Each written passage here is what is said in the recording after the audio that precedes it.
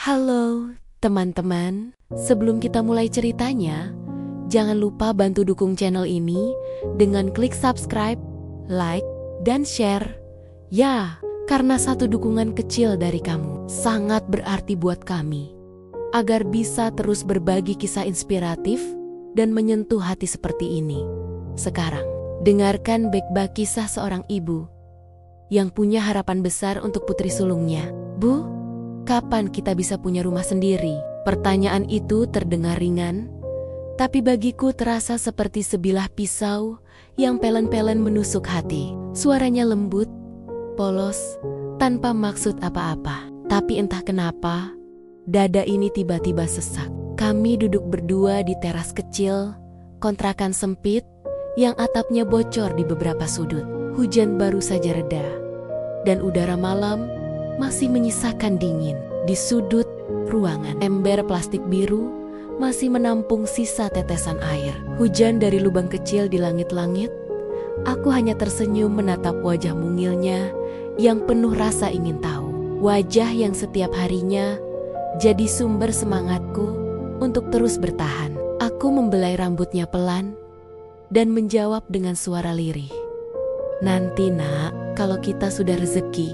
Ya, dia mengangguk pelan, seolah menerima jawaban sederhana itu tanpa banyak tanya.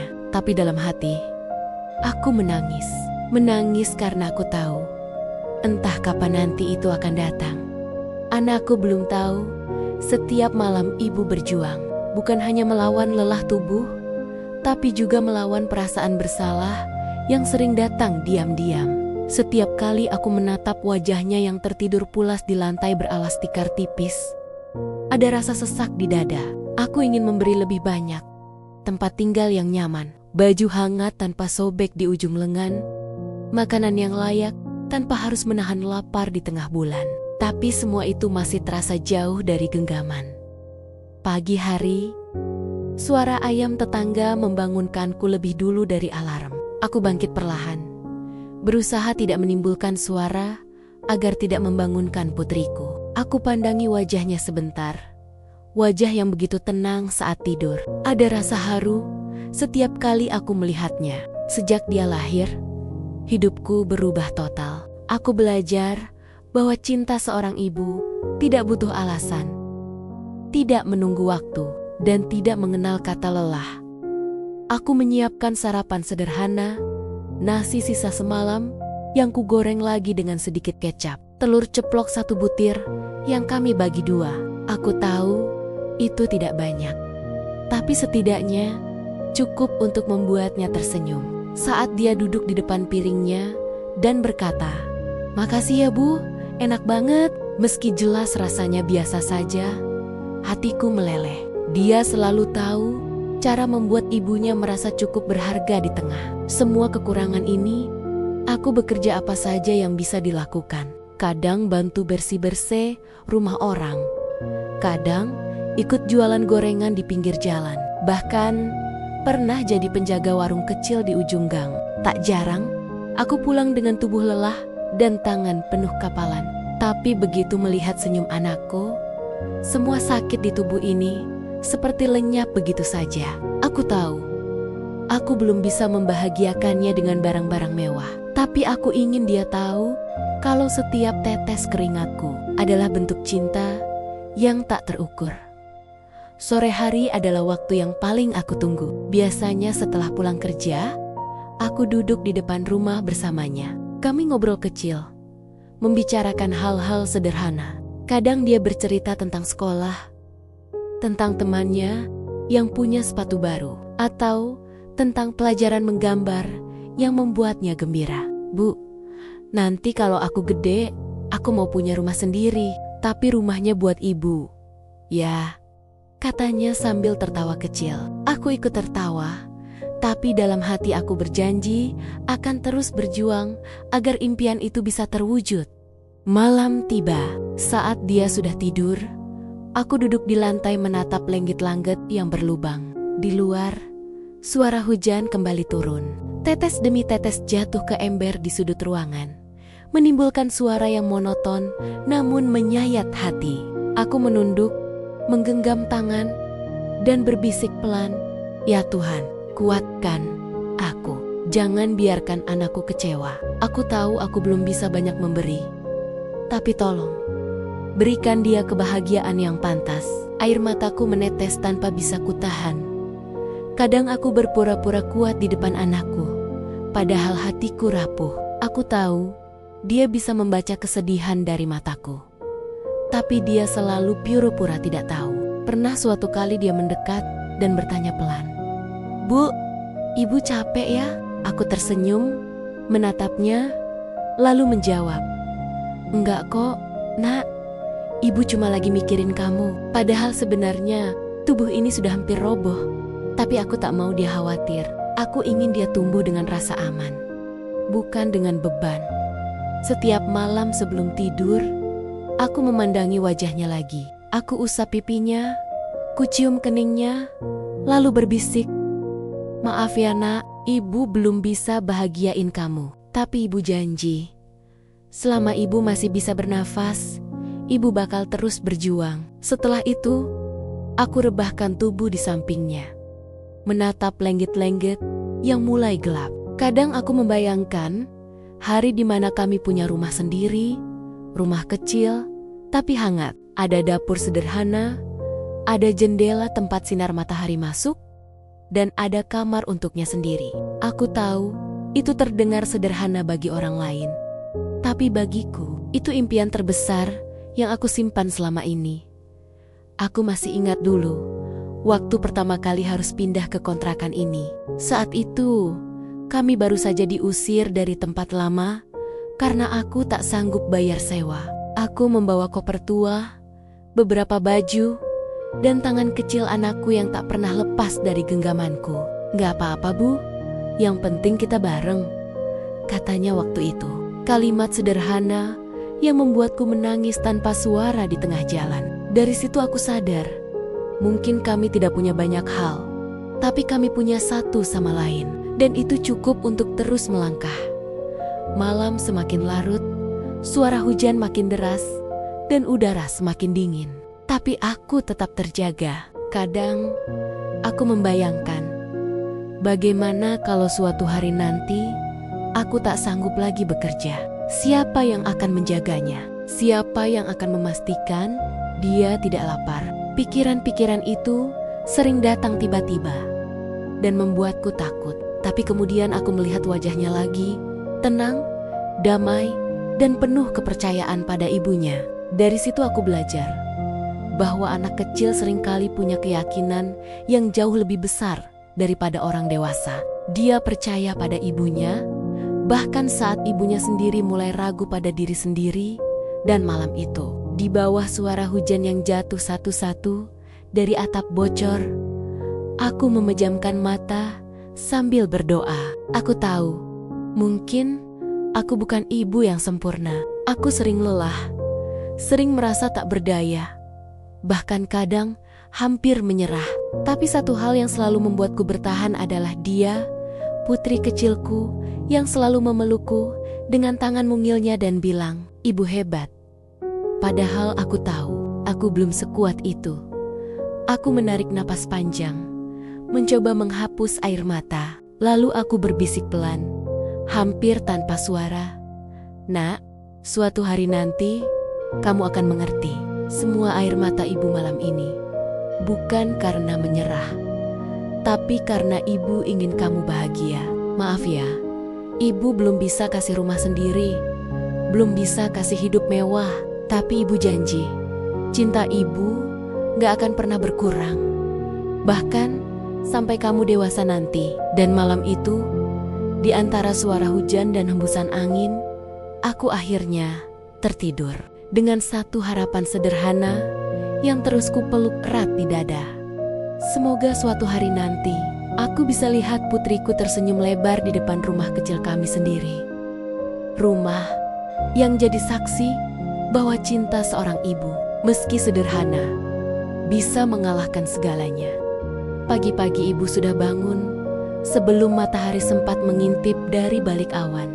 Udara masih dingin dan embun masih menempel di dedaunan. Di luar, suara ayam tetangga saling bersahutan. sementara kamu masih terlelap dengan napas kecil yang teratur. Aku menatapmu sebentar, lalu tersenyum lirih. Wajahmu selalu jadi alasan kenapa aku kuat menjalani hari-hari yang melelahkan. Aku usap rambutmu pelan, lalu berbisik, "Tidurlah, Nak. Ibu berangkat kerja dulu ya." Aku tahu kamu sering terbangun dan pura-pura masih tidur, hanya agar bisa mencium tanganku sebelum aku pergi. Itu hal kecil, tapi rasanya besar sekali di hati ini. Langkahku pelan keluar rumah, membawa tas kecil berisi bekal air minum dan sapu tangan. Kadang jalan kaki, kadang kalau ada rezeki lebih, aku naik ojek biar cepat sampai. Tapi lebih sering jalan kaki, karena uangnya harus disisihkan buat beli beras atau kebutuhan sekolahmu. Aku hafal setiap tikungan, setiap jalan becek yang kulalui. Sepatu butut ini sudah lama temannya debu dan genangan air. Tapi setiap kali langkah terasa berat, aku selalu ingat wajahmu yang penuh semangat. Dan itu cukup untuk membuat kakiku tetap melangkah. Kerjaanku bukan pekerjaan besar. Aku tidak duduk di kantor berpendingin ruangan. Tidak juga mengenakan seragam rapi dengan nama di dada. Aku bekerja apa saja yang bisa menghasilkan uang halal. Kadang bersihin rumah orang, kadang bantu masak di warung. Dan kalau pagi-pagi sekali, aku jualan kue keliling di sekitar gang. Kue buatan sendiri dari bahan sederhana. Rasanya mungkin tidak sempurna, tapi aku buat dengan cinta dan doa agar dagangannya laku dan bisa menambah uang. Sekolahmu. Setiap kali aku lelah menyapu lantai rumah orang lain, aku selalu membayangkan kamu sedang duduk di kelas, mendengarkan guru dengan semangat. Bayangan itu jadi penghapus lelah paling ampuh. Aku tidak butuh banyak hal, Nak. Asal kamu bisa terus sekolah, bisa makan enak, meski sederhana, aku sudah bahagia. Kadang saat orang yang kupekerjakan memandangku dengan sebelah mata, aku hanya menunduk dan tersenyum. Mereka tidak tahu, aku tidak bekerja untuk diriku sendiri, tapi untuk masa depanmu, agar kamu tidak perlu mengalami kerasnya hidup yang ibu jalani siang hari. Panas sering tak tertahankan, keringat menetes tanpa henti, tapi aku terus bergerak. Kalau sedang jualan kue, aku dorong gerobak kecil yang sudah mulai berkarat. Kadang dagangan laku, kadang tidak. Kalau tidak habis, biasanya aku bawa pulang untuk makan malam kita. Kamu selalu bilang, "Enak banget, Bu.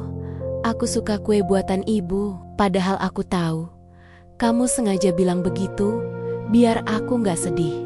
Kamu anak baik, Nak. Kamu terlalu cepat mengerti bagaimana rasanya kekurangan, tapi kamu tidak pernah menyalahkan keadaan. Sore hari, kalau aku pulang dan lihat kamu tersenyum sambil berlari kecil menyambutku, semua lelah langsung hilang. "Makasih ya, Bu." Itu kalimat yang paling sering kamu ucapkan. Sederhana, tapi rasanya seperti obat paling mujarab di dunia. Dari peluh, dari rasa sakit di kaki, dari punggung yang pegal, semuanya hilang begitu saja karena kata itu.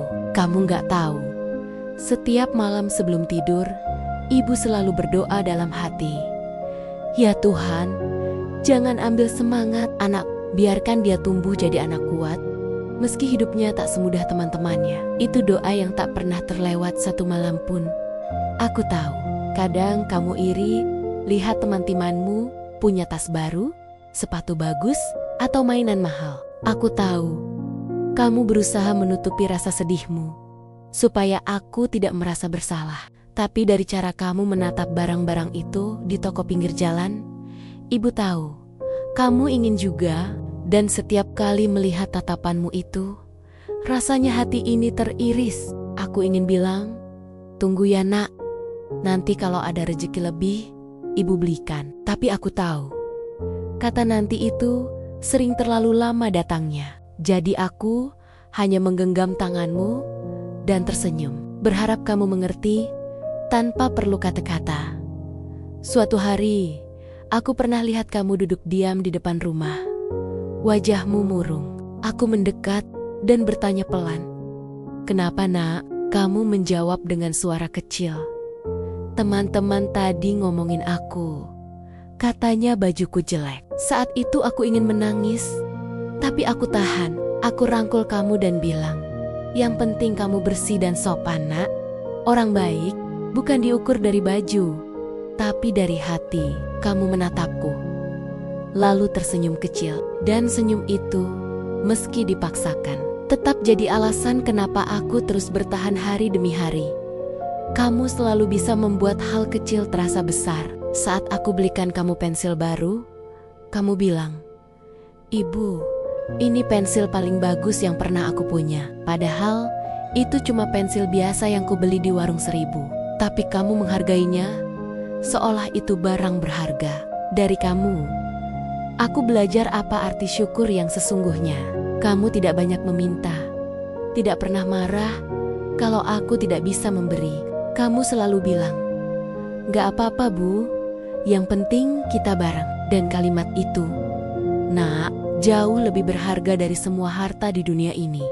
Setiap kali kamu berkata begitu, aku merasa seluruh perjuanganku tidak sia-sia.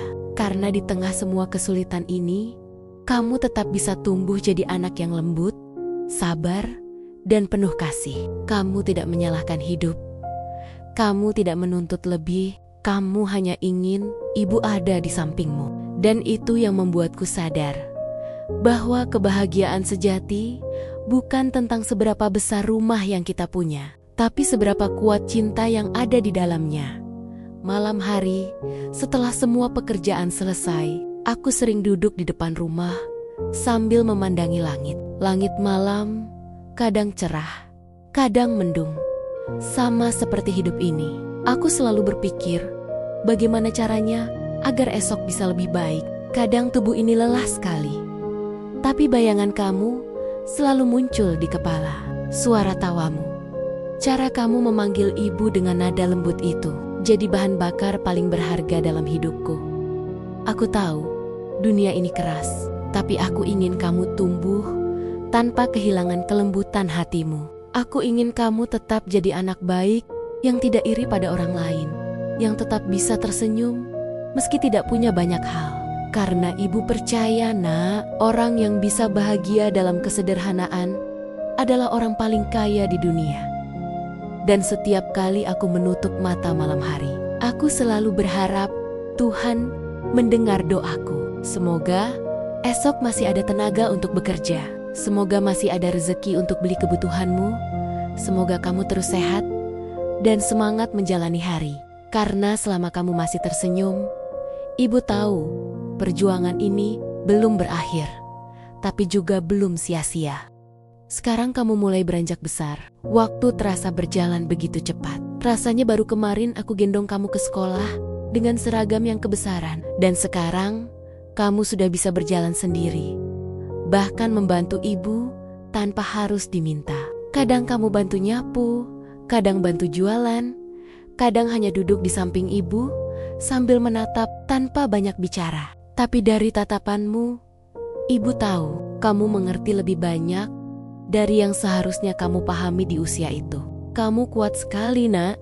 Jauh lebih kuat dari yang ibu kira. Ada saat-saat di mana ibu merasa sudah tidak sanggup lagi. Badan lelah, pikiran penat, dan hati terasa berat. Tapi setiap kali ibu melihat kamu belajar dengan serius di meja kecil itu, dengan pensil tumpul dan buku yang sudah mulai kusut, semangat ibu muncul lagi. Kadang kamu bilang, "Bu, aku nanti mau jadi orang sukses, biar ibu gak capek lagi." Ibu hanya tersenyum, meski di dalam hati air mata sudah hampir jatuh. Ibu tahu, kamu belum sepenuhnya paham arti lelahnya hidup. Tapi dari caramu bicara, ibu bisa merasakan ketulusan itu. Malam-malam kini terasa berbeda. Dulu, setiap kali ibu pulang kerja, kamu sudah tidur. Sekarang, kamu sering menunggu di depan pintu, membawa segelas air dan handuk kecil. "Biar ibu bersih dulu, nanti baru makan bareng aku," katamu. Hal kecil seperti itu mungkin sepele buat orang lain, tapi buat ibu, itu berarti dunia. Kadang, setelah makan malam, Kamu duduk diam di sebelah ibu, menatap wajah ibu lama sekali. Lalu tanpa bicara, kamu mengelap pipi ibu yang basah oleh air mata. Kamu tidak tanya kenapa. Kamu hanya diam dan tersenyum. Dan entah kenapa, senyumanmu itu lebih menenangkan daripada apapun.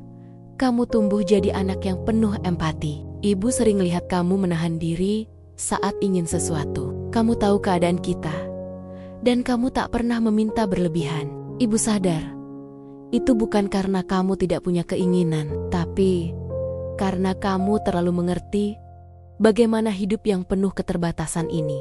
Kadang ibu takut kamu terlalu cepat dewasa, terlalu cepat belajar menanggung beban yang seharusnya belum kamu pikul. Tapi di sisi lain, ibu juga bangga karena kamu tumbuh dengan hati yang kuat dan penuh kasih. Setiap langkahmu, setiap senyummu selalu jadi alasan ibu untuk terus hidup dan berjuang. Ada masa di mana ibu ingin menyerah, ingin berhenti saja, tapi kamu selalu datang di saat yang tepat. Dengan cara yang sederhana, kamu membuat ibu merasa berarti. Saat ibu sakit dan tidak bisa kerja beberapa hari, kamu diam-diam membantu jualan. Uang yang kamu hasilkan mungkin tak seberapa, tapi kamu memberikannya dengan penuh kebanggaan. "Bu, ini hasil aku bantu jualan sama teman," katamu waktu itu. Ibu pura-pura marah, pura-pura khawatir. Tapi sebenarnya ibu ingin memelukmu erat-erat dan bilang betapa bangganya ibu padamu. Kadang ibu duduk di malam hari, memandangi kamu yang sudah mulai besar. Tubuhmu makin tinggi, bahumu makin tegap, tapi buat ibu, kamu tetap anak kecil yang dulu ibu gendong ke pasar. Setiap malam sebelum tidur, ibu masih suka membelai rambutmu, pelan, dan berdoa dalam hati. "Ya Tuhan, jagalah anakku ini. Jangan biarkan dia kehilangan arah. Meski hidup nanti tak mudah, jadikan dia anak yang baik, yang tahu cara menghargai perjuangan." Doa itu selalu sama, setiap malam, tanpa pernah ibu lewatkan. Karena ibu tahu, doa seorang ibu adalah senjata paling kuat yang ibu miliki.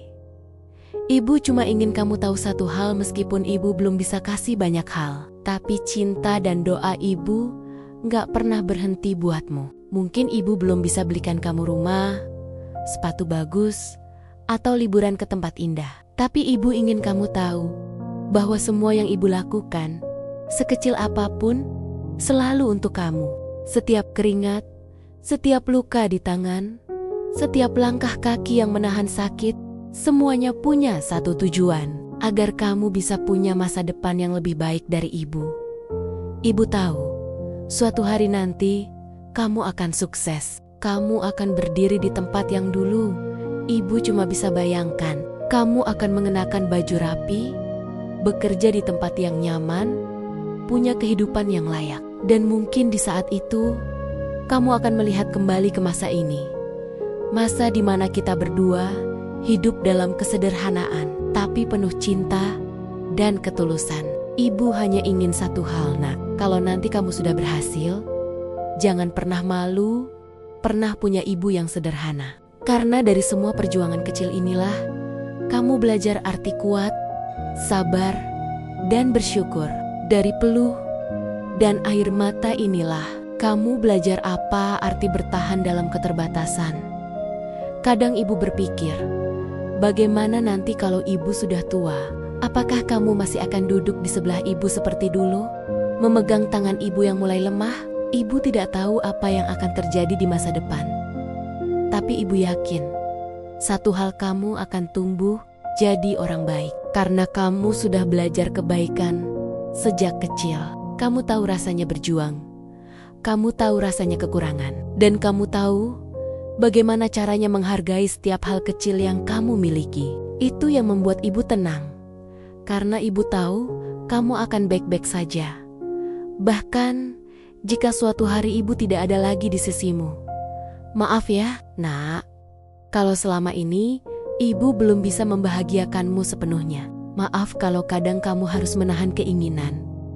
Kalau kamu harus ikut merasakan lelah ibu. Tapi percayalah, semua ini tidak akan sia-sia. Harapan ibu besar sekali untukmu. Ibu percaya Suatu hari nanti, kamu akan lihat sendiri bahwa setiap air mata yang jatuh, setiap malam yang terasa berat, ternyata tumbuh jadi kebahagiaanmu.